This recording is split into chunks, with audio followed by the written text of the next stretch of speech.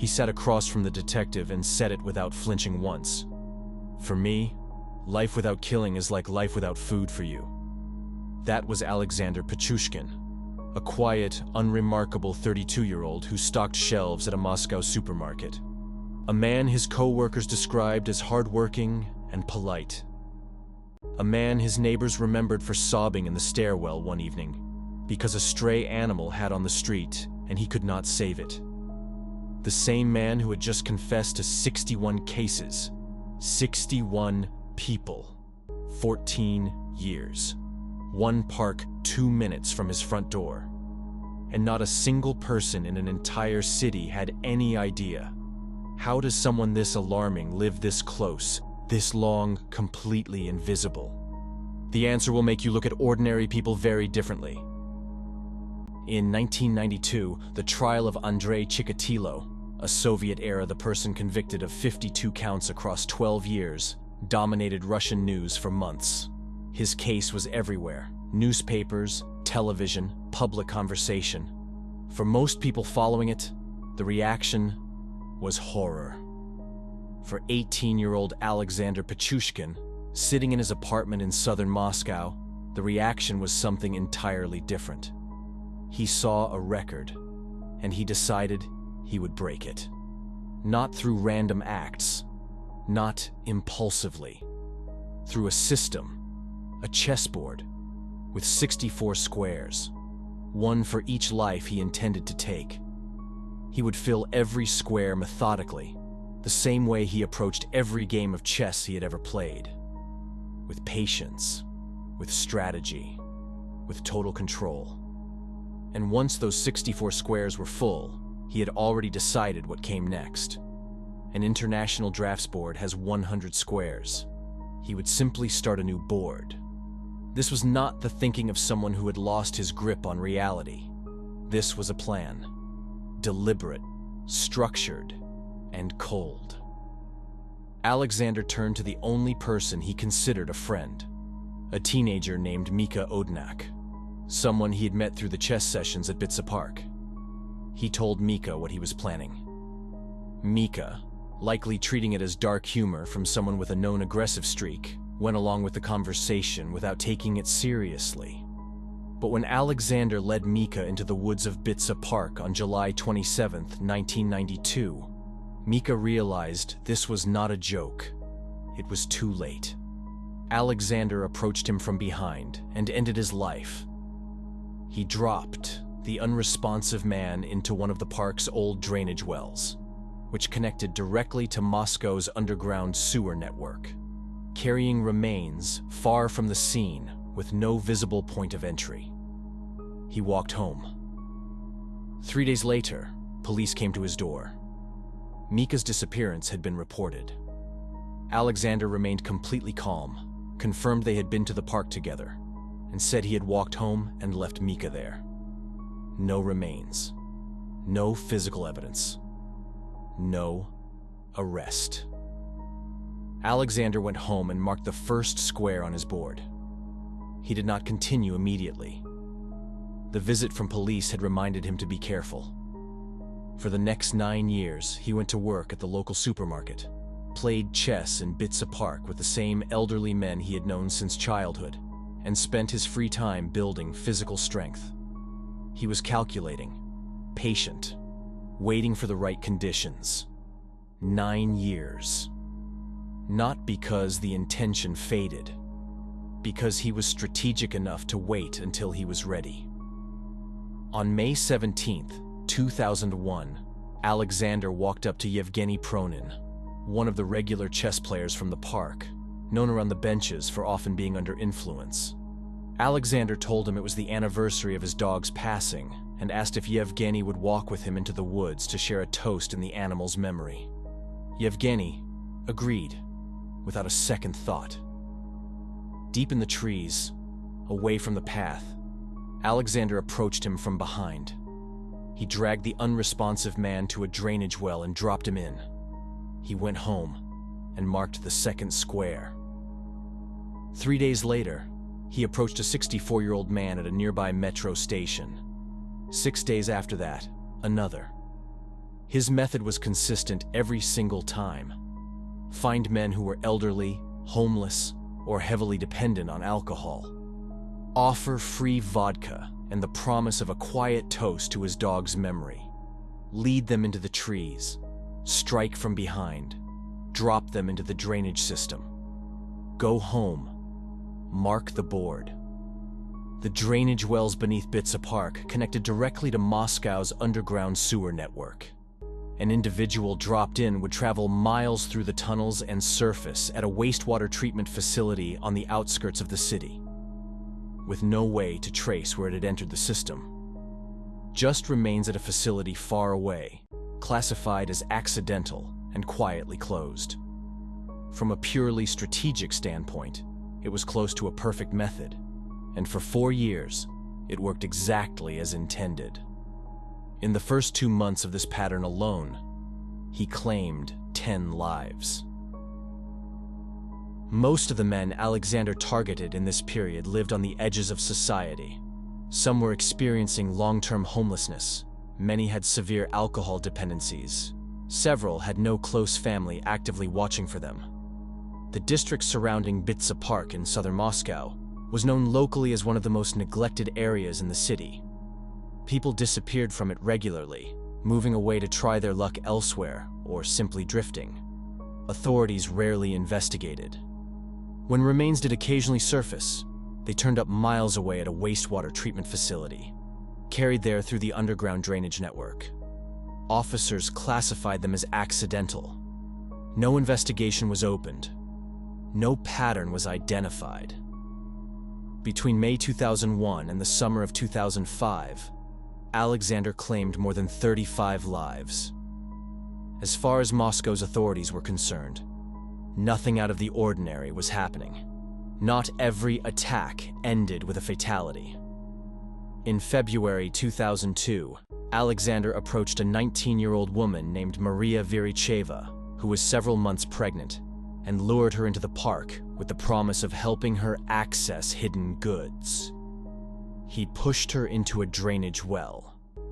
Maria survived.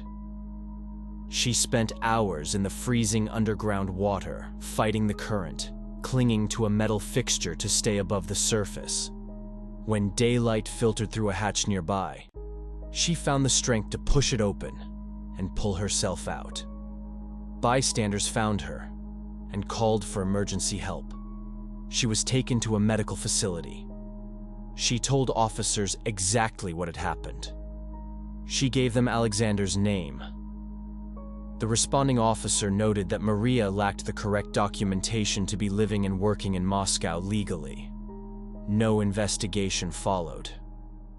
Later that year, a 13-year-old boy named Mikhail Lobov survived after his jacket caught on a metal fitting at the edge of the well and stopped his fall. He went to police. He was told to stop making things up. 1 week later, Mikhail encountered Alexander by chance at a metro station. He grabbed a nearby officer and pointed directly at his attacker. The officer threatened to detain Mikhail if he did not stop causing a disturbance. Alexander walked away. 2 survivors, 2 direct identifications, neither taken seriously.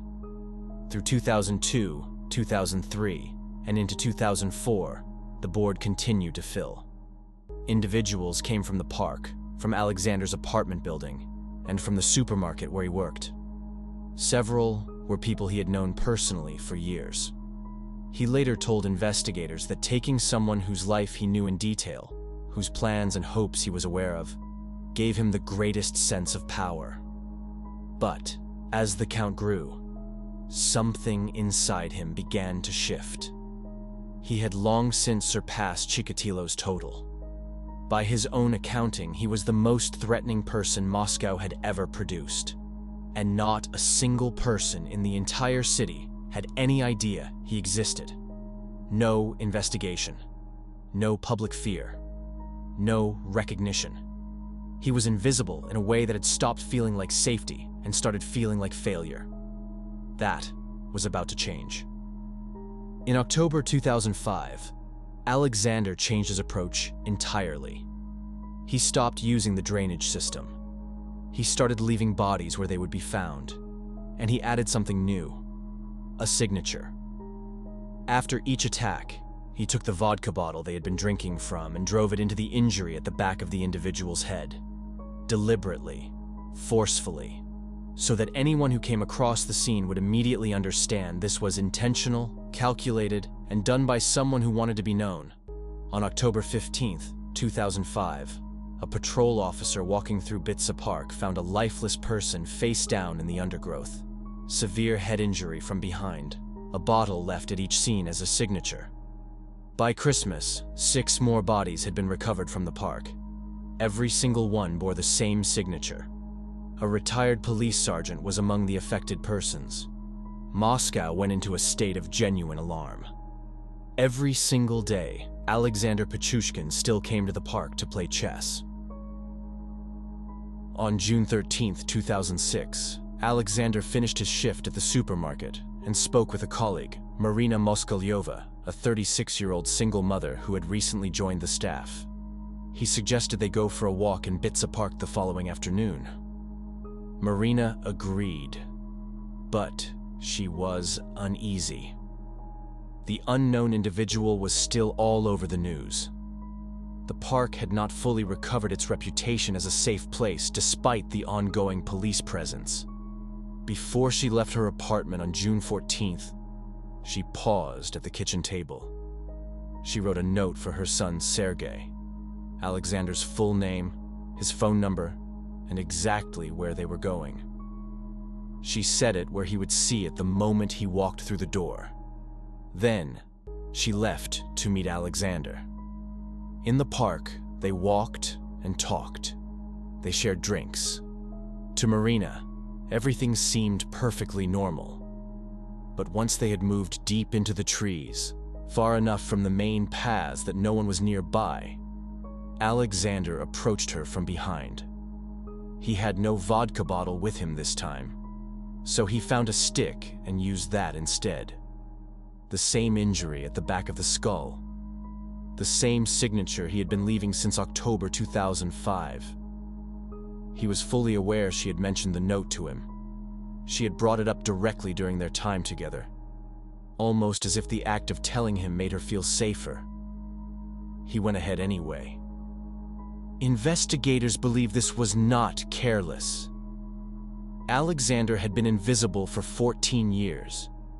He had built an entire system designed specifically to avoid detection. This was not the behavior of someone who had slipped up. This was someone who had made a deliberate choice. Recognition had become more important to him than safety. In his mind, this was the final move. The one that would force the world to finally understand exactly who he was and what he had accomplished. Marina did not come home that evening. By nightfall, Sergei was staring at the note. He picked up the phone and dialed the number. The man answered, said he had not seen Marina in months, ended the call. Sergei called the police. Within hours, officers found Marina's remains in Bitsa Park. A metro ticket in her pocket, time-stamped to that afternoon, led investigators to station surveillance footage. Marina and Alexander, side by side, boarding a train toward the park. Combined with the note still on the kitchen table, it was enough. On the evening of June 16, 2006, a team of officers in full tactical gear surrounded Alexander's apartment building. His mother, Natasha, answered the door.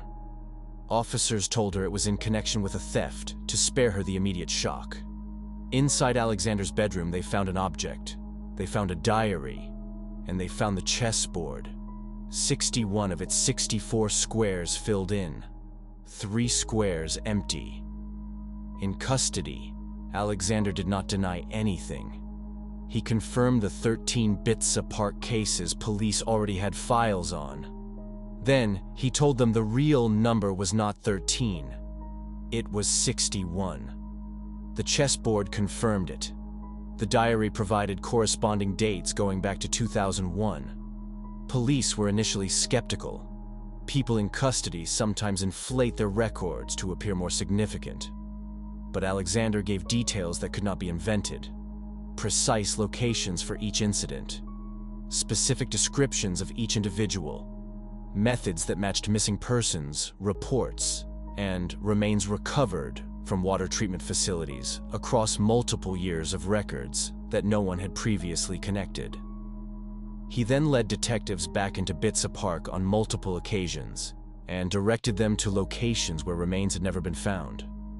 Skeletal fragments were recovered from several sites, an object matching evidence in his bedroom. The evidence was overwhelming. He was formally charged with 49 counts of serious criminal charges and 3 counts of attempted serious criminal charges. The full extent of what the physical evidence could conclusively support in court. When investigators told him the confirmed number was 49, he told them he was disappointed it was not higher. He wanted every square on his board to count. On September 13, 2007, Alexander Pichushkin stood trial in Moscow. Throughout the proceedings, he was held in a reinforced glass enclosure. Standard practice for high-profile cases in Russia, and the same procedure used during the trial of Andrei Chikatilo.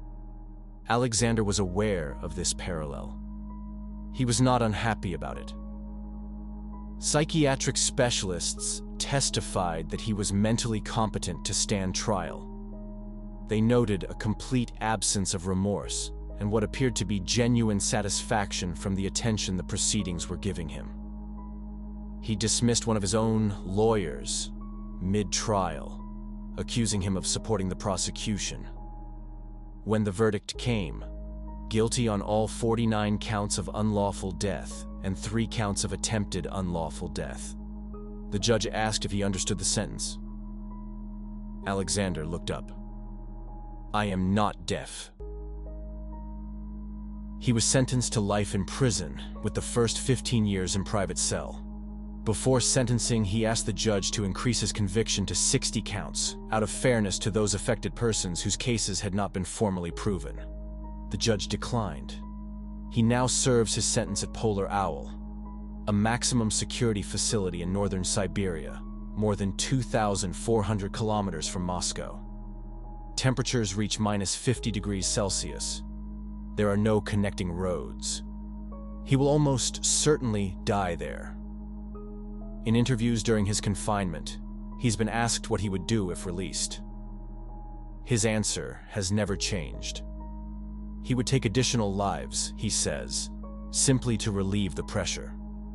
He has also confirmed that once his 64 squares were filled, he intended to start again, on an international drafts board, which has 100 squares.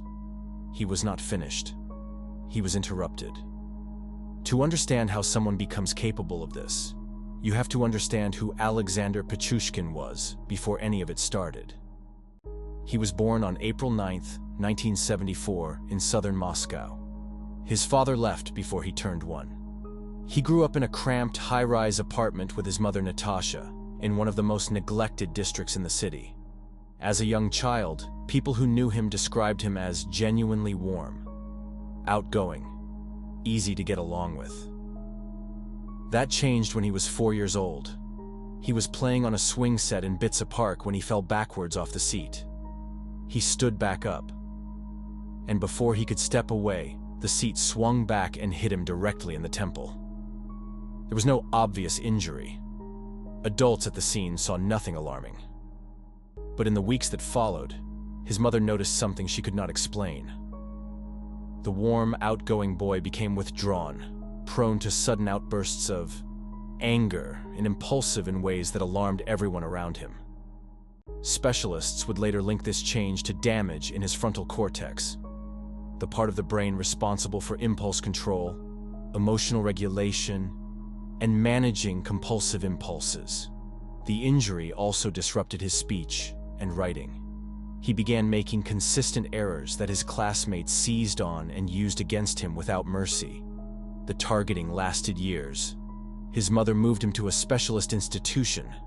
It did not help. He felt like an outsider everywhere he went, with one exception.